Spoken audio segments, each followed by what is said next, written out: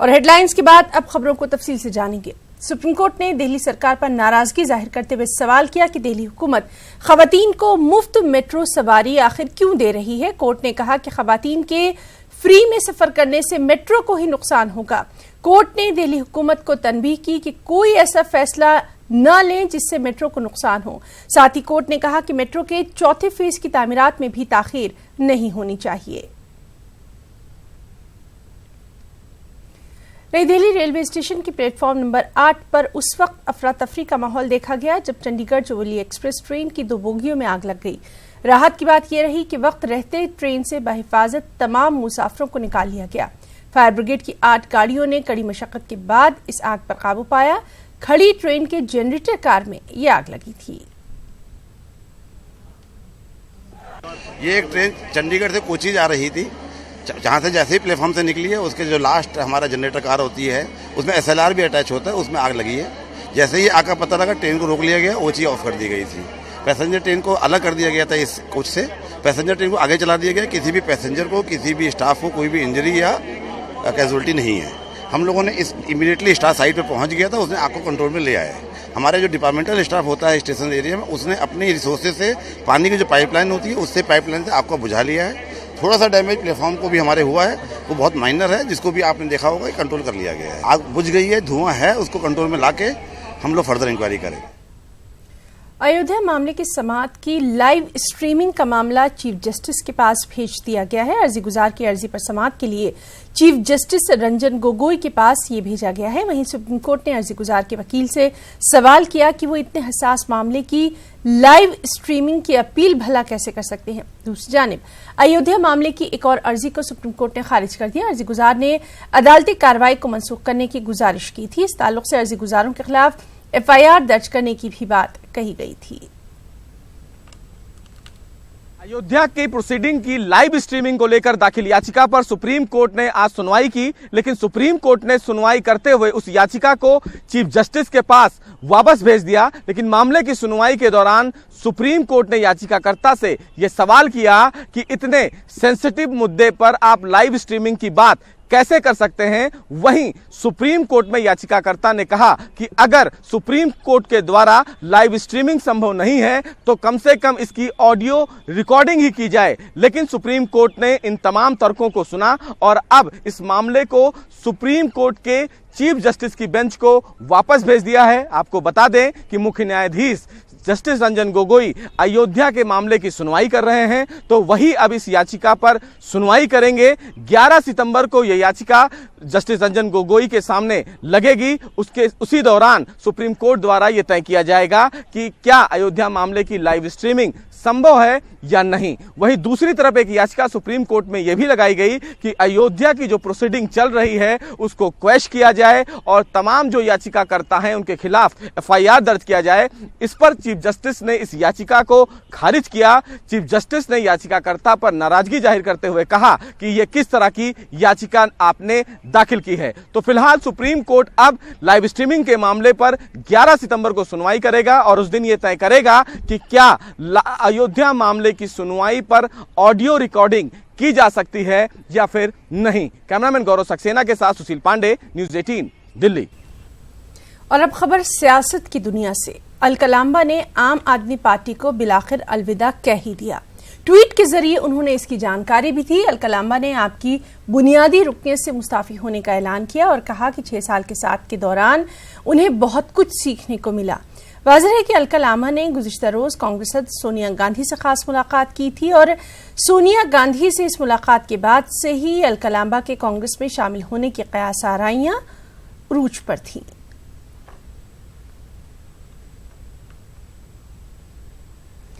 हमदर्द university को institute of eminence का दर्जा दिया गया है। जामिया हमदर्द वाहिद एक ऐसा अक़लियती इदारा है जिससे ये मुकाम हासिल हुआ। इस मौके पर हमदर्द यूनिवर्सिटी के vice chancellor professor Ehtisham Hussain ने खुशी का इजहार किया। हमारे नुमाइंदे खुर्रम शहजाद ने vice chancellor professor Ehtisham Hussain से खास बातचीत की। इंस्टीट्यूशंस ऑफ एमिनेंस का ऐलान कर दिया है। इसके तहत 10 इदारे आने थे। खास बात यह है कि 5 बड़ी यूनिवर्सिटियां हैं जिनका ऐलान किया गया है, लेकिन उससे भी खास बात यह है कि प्राइवेट यूनिवर्सिटी के तहत जामिया हमदर्द को इस कैटेगरी के तहत मुंतखब किया गया है। हमारे साथ यूनिवर्सिटी के vice chancellor professor Ehtesham Hasnain साहब मौजूद हैं। सर, आपको बहुत बहुत मुबारक हो, बहुत बड़ी एक कहना चाहिए कि लंबी छलांग की। बहुत बहुत शुक्रिया, इट इज़ इंडीड, और इसका क्रेडिट मैं पूरे यूनिवर्सिटी को देता हूँ। मेरा इसमें कोई रोल नहीं है, my role has only been to act as a catalyst. ये यूनिवर्सिटी ऑलरेडी बड़ी अच्छी थी। मैंने जब ज्वाइन किया था तभी मैंने कहा था we are a sleeping tiger, the tiger only needs to be woken up and we are trying to wake up the tiger, that is what I am doing. ये बड़ी अच्छी खबर है, इट्स अ वेरी गुड।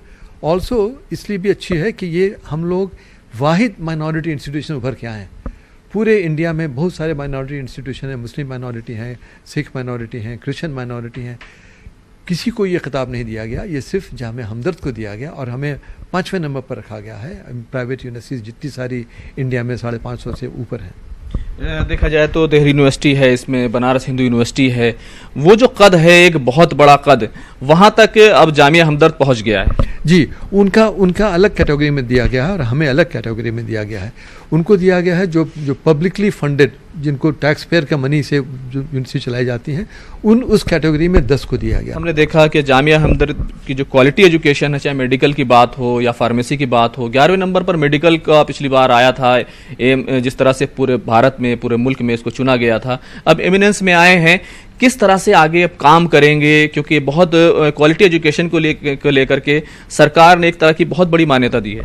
मैं इसमें थोड़ी सी वजाहत करना चाहूँगा कि ये जो हमें इंस्टीट्यूशन ऑफ एमिनेंस का खिताब मिला है, उसमें मैंने ख़ास तौर पर बताया था कि what is so different about Jamia Hamdard. हमारा सिर्फ 30 साल पुराना इतिहास है।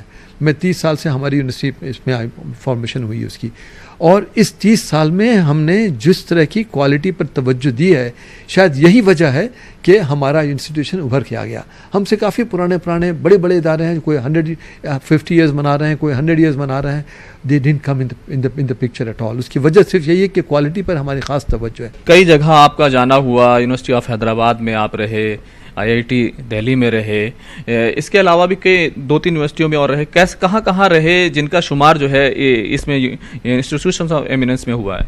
देखिए, सबसे पहले मैं ये वादा कर दूं कि सिवाय हैदराबाद यूनिवर्सिटी के, जहां I played a leadership role, महज इत्तेफाक की बात है कि IIT दिल्ली, जहां मैंने अभी लास्ट 8 साल गुजारे हैं, वो भी इंस्टीट्यूशन ऑफ एमिनेंस है, वो डिक्लेयर हुआ है। हैदराबाद यूनिवर्सिटी भी 5वें नंबर पर डिक्लेयर हुआ है। एक बात बताइएगा पीसी सर, कि इसमें एम्स का नाम नहीं है और बहुत बड़े बड़े इंस्टीट्यूशंस हैं, उनका नाम क्यों नहीं है? उसकी वजह यह है कि एम्स वगैरह बड़े अच्छे इदारे हैं, लेकिन उनकी डोमेन है, एक डोमेन में ही वो काम करते हैं और कई पहलुओं पर देखा जाता है। It is not only based on excellence in one perspective. यही वजह है कि बहुत बड़े बड़े अहम इदारे भी इस बार नहीं आ पाए। बहुत बहुत शुक्रिया सर। तो ये वाहिद अक़लियती यूनिवर्सिटी है जिसका इंतखाब हुआ है, और कहना चाहिए कि क्वालिटी एजुकेशन को लेकर जामिया हमदर्द ने जो है मुल्क का सर ऊंचा किया है। कैमरामैन दीपक बिष्ट के साथ खुर्रम शहजाद, न्यूज़ 18 दिल्ली।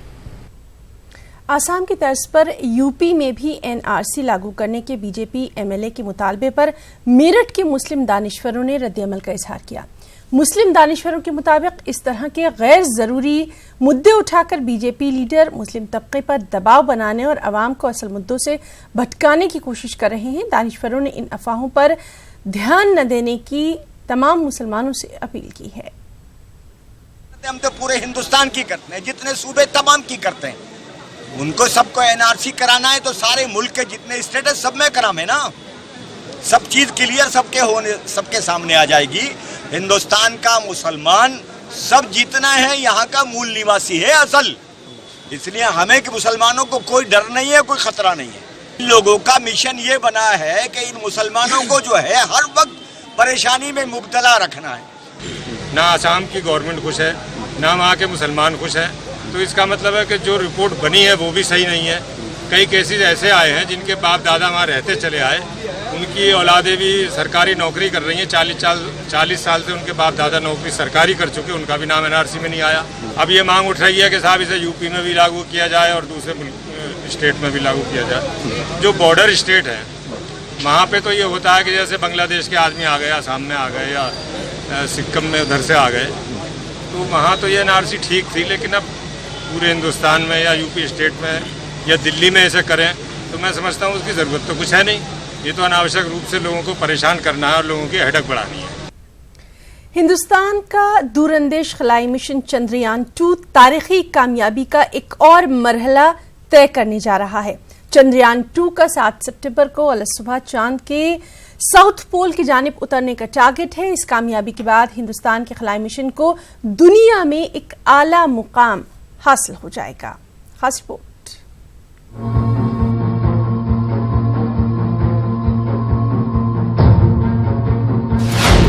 चंद्रयान 2 का टारगेट साउथ पोल से चांद पर। चांद पर चंद्रयान 2 की होगी फाइनल लैंडिंग। इसरो के इस मिशन पर दुनिया भर की नजर। हिंदुस्तान रकम करने जा रहा है तारीख।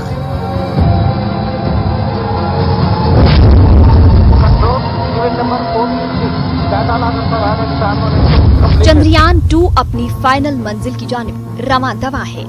चंद्रयान 2 मंगल की सुबह 9:02 पर चांद के मदार में दाखिल हो गया था। लैंडर के तमाम सिस्टम सही तरीके से काम कर रहे हैं।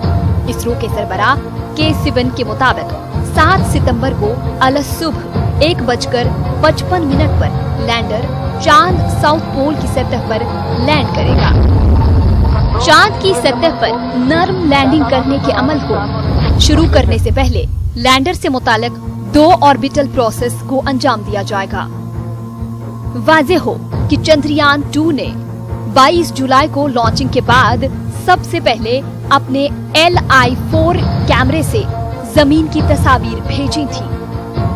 मंगल के रोज चंद्रयान 2 ने चांद के मदार में कामयाबी से दाखिला हासिल कर लिया था। इसरो का चंद्रयान 2 मंगल की सुबह चांद की मदार में कायम हो गया। इस तरह खलाई शोबे में भारत ने बहुत बड़ा मकाम हासिल कर लिया है। इसरो के मुताबिक चंद्रयान 2 के तमाम सिस्टम बिल्कुल सही तरीके से काम कर रहे हैं। इसरो के मुताबिक इस खुसूसी प्रोग्राम का दौरानिया 1738 सेकेंड का था, जिसमें चंद्रयान 2 कामयाबी से चांद के मदार में दाखिल हो गया। ये मदार 114 किलोमीटर ज़र्ब 18,072 किलोमीटर का है। इसके बाद चंद्रयान 2 को कई मदार में दाखिल कराने के बाद चांद की सतह से तकरीबन 100 किलोमीटर दूर कमरी कुतुबों से गुजरते हुए इसकी आखिरी मदार में दाखिल होना होगा। चंद्रयान 2 की सॉफ्ट लैंडिंग के जरिए हिंदुस्तान दुनिया से अपनी तकनीकी सलाहियतों का लोहा मनवाएगा। हम आपको बता दें कि इससे पहले अमेरिका, रूस और चीन ही ऐसा कर पाए हैं। Bureau report, news 18 Urdu. Madhya Pradesh में पीसीसी चीफ को लेकर पोस्टर वॉर है कि थमने का नाम नहीं ले रही। ग्वालियर और भोपाल के बाद अब शिवपुरी में भी ज्योतिरादित्य सिंधिया के हामियों ने सिंधिया को कांग्रेस की कमान सौंपे जाने का मुतालबा किया। माधव चौक पर सिंधिया के हक में पोस्टर लगाए गए। इससे पहले ग्वालियर और भोपाल में भी इसी तरह के पोस्टर लगाए जा चुके हैं। मध्य प्रदेश में पीसीसी चीफ को लेकर मचा खलफशार जारी है। वहीं उज्जैन के तराना से कांग्रेस रुकन असेंबली महेश परमार ने सोनिया गांधी को एक खत लिख डाला है। इस खत में उन्होंने पार्टी के खिलाफ बयानबाजी करने वालों के खिलाफ कार्रवाई करने का मुतालबा किया। उन्होंने लिखा कि वज़ीर कमलनाथ और कांग्रेस की छवि खराब करने वालों के खिलाफ कार्रवाई की जाए। महेश परमार ने पार्टी के कई लीडरों और कान असेंबली और वजीरों को पार्टी के खिलाफ बयानबाजी करने का इल्जाम लगाया।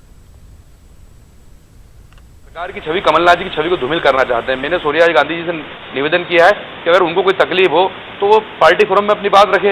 यही बात मैं ये पूरे पत्र में माननीय सोनिया गांधी जी को लिखी है।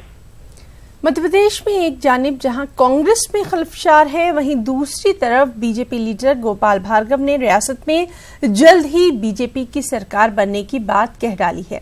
रियासत में सियासत एक बार फिर उरूज पर है। एक रिपोर्ट।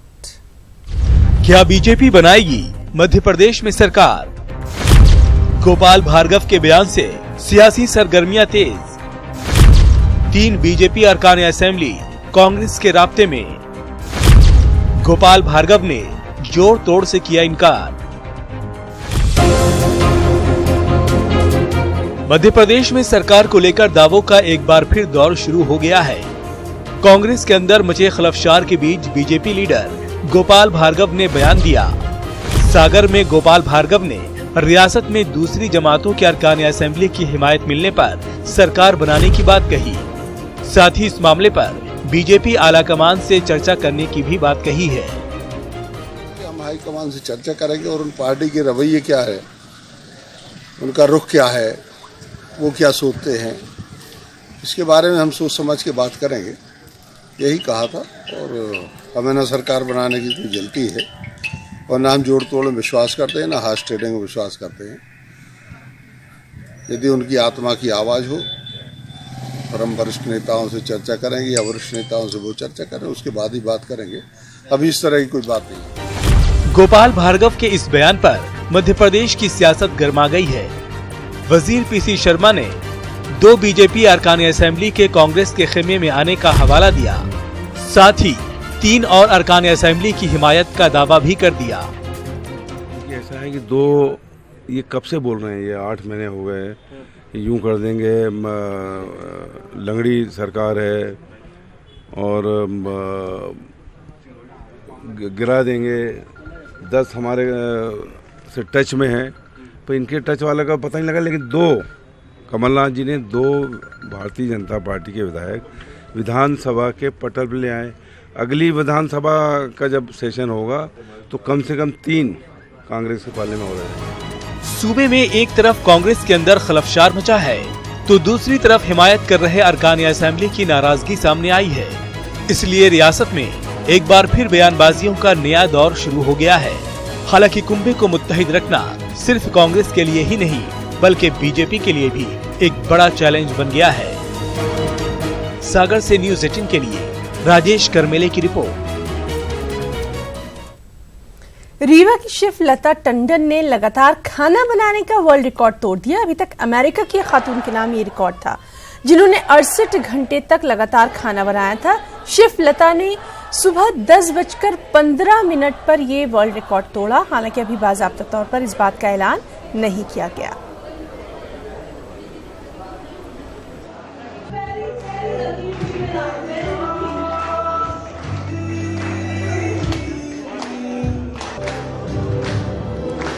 जैसा हम सबको भरोसा था, रीवा की बेटी लता टंडन जी ने सबसे लंबे समय तक भोजन बनाने का जो रिकॉर्ड बनाने का भागीरथी संकल्प लिया था, आज उन्होंने उसको पूरा किया है।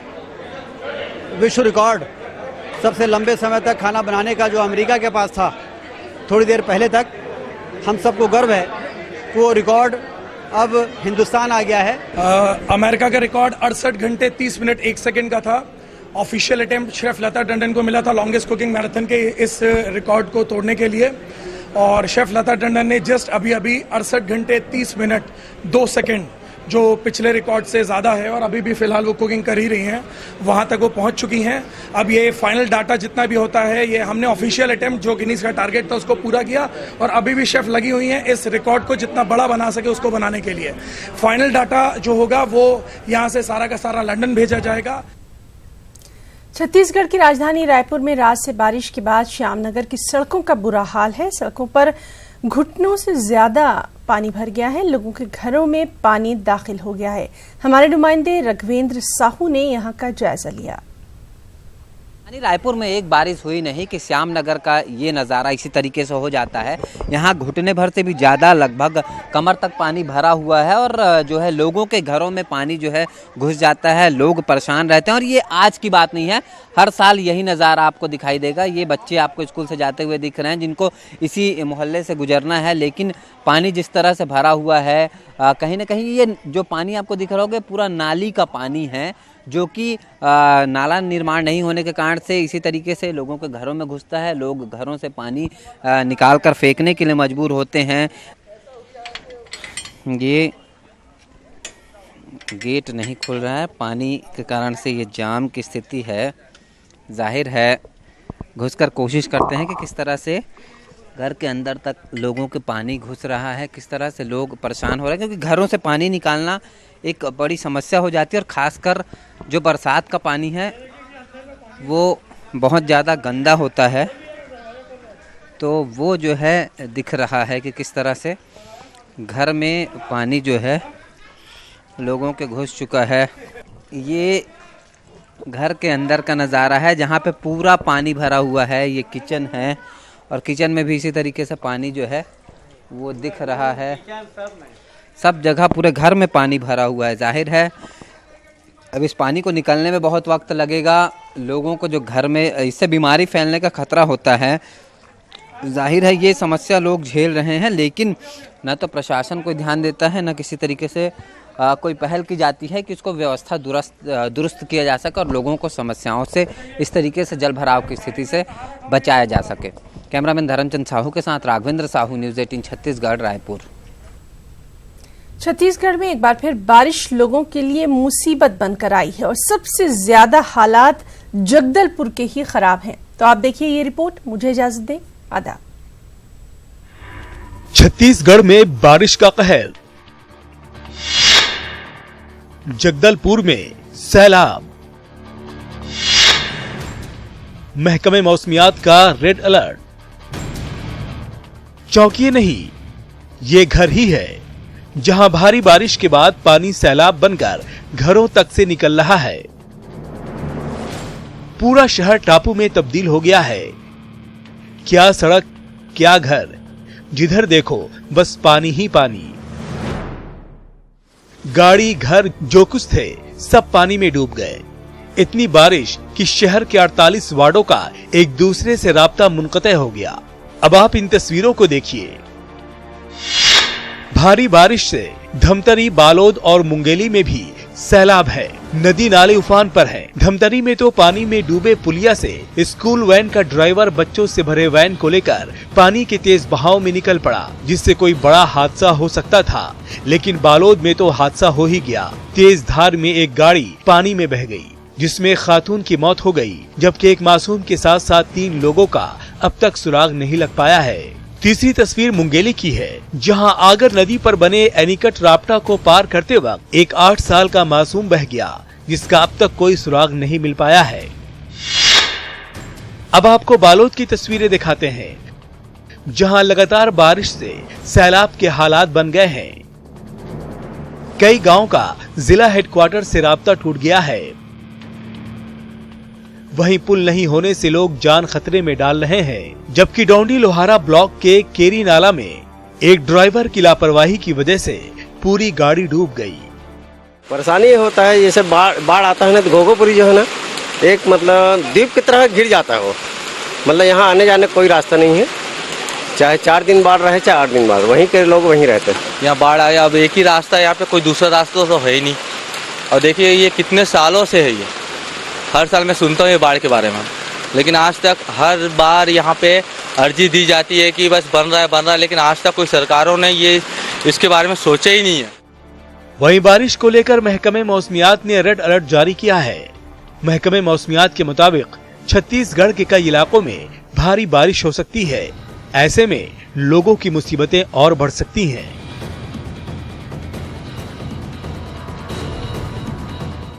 Bureau report, news 18।